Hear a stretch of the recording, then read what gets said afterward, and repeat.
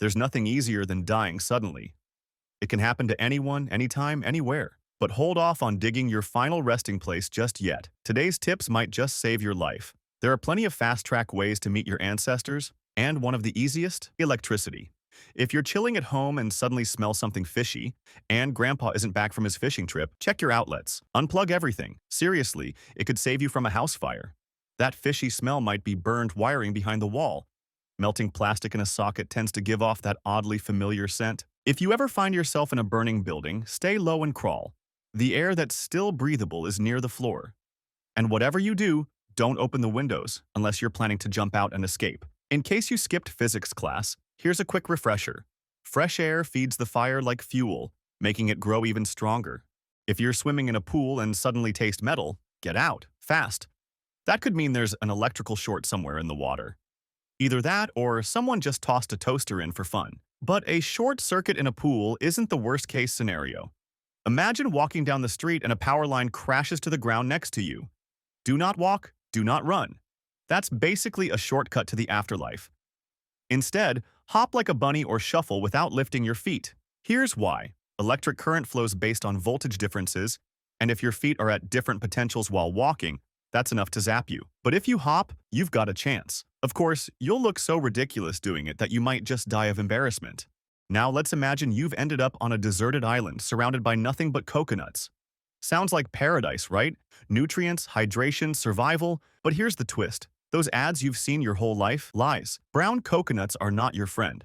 They contain oils that can actually dehydrate you. Stick to the green ones if you want to drink coconut water without turning into a raisin. As for the brown ones, burn them in your campfire. The smoke helps keep mosquitoes, bugs, and possibly even cowardly cannibals away. A deserted island means no help, no backup. If you end up choking on whatever sad excuse for food you can find, that's a pretty lame way to die, especially with so many cooler dangers around. So make sure you learn the Heimlich maneuver. No, it's not a secret karate move. It's how you get stuff unstuck from your throat. Just make a fist, press it against your stomach, and thrust upward until something comes flying out. Hopefully food, not your internal organs.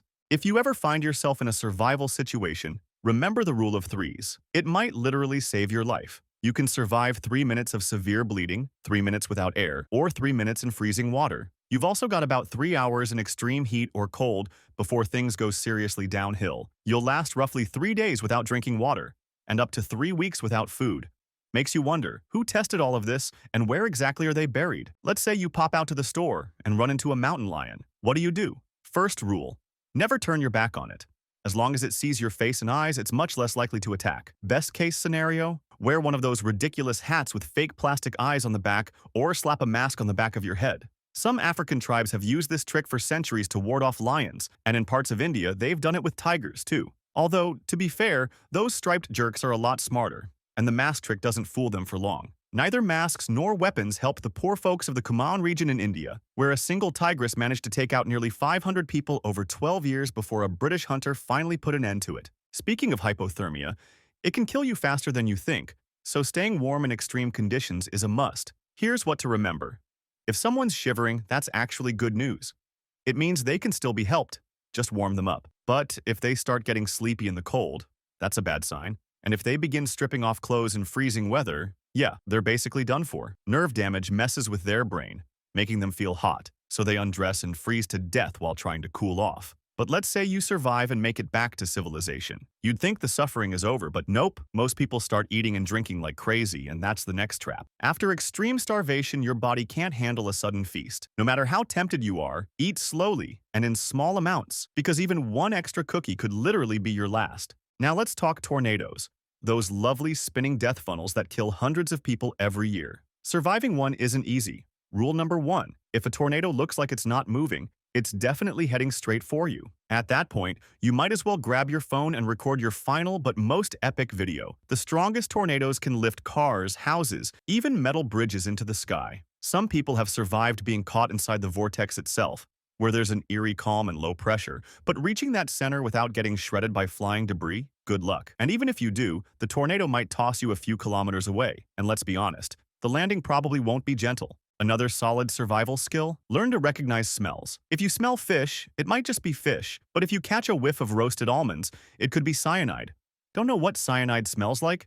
Buy some at your local market and give it a sniff. Just kidding. If you suddenly taste garlic but haven't eaten any, chances are someone's trying to poison you with arsenic. Of course, if you're a bloodthirsty vampire, it might just be garlic. And either way, you're done for. Now, a heart attack can be survivable if you chew enough aspirin. That gives you a few extra minutes before the ambulance arrives. It won't dissolve the clot, but it'll help stop new ones from forming. So next time you're watching football, stock up, not just on beer, but aspirin too. Just make sure you don't mix it up with that cyanide you bought earlier. Hopefully, these survival tips save your life. A like and a subscribe might just save mine. Thanks for watching. Don't worry, I'll be back soon with more facts you never asked for but absolutely need.